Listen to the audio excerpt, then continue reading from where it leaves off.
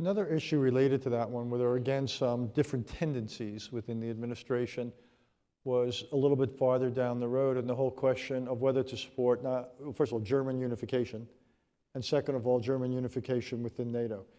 And as everyone will recall, Mrs. Thatcher's enthusiasm for this prospect was finite.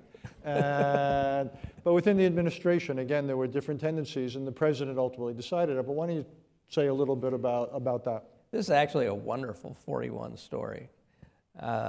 Actually, Mrs. Thatcher, Mitterrand, and Gorbachev were all totally opposed to German reunification and made no bones about it in conversations with 41.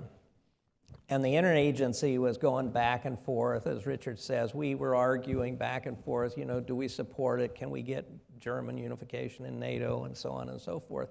And do we even want the Germans to reunify?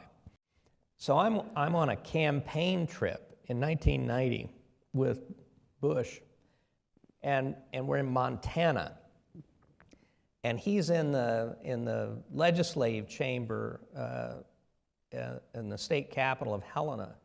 And he gets asked a question by a press person: do you favor German reunification? And Bush starts ruminating, and he basically says, well, I think that, you know, it's been 40 years since the end of the war. I think the Germans have changed. I think that, and bottom line was, he said, if the Germans want to reunify, I'm all for it. So I've got a cell phone, which in those days was the size of a brick, and I called Brent. I said, Brent, do we have a policy on German reunification? And he said, no, we're kind of all tied up in the interagency about it. And I said, well, you got one now.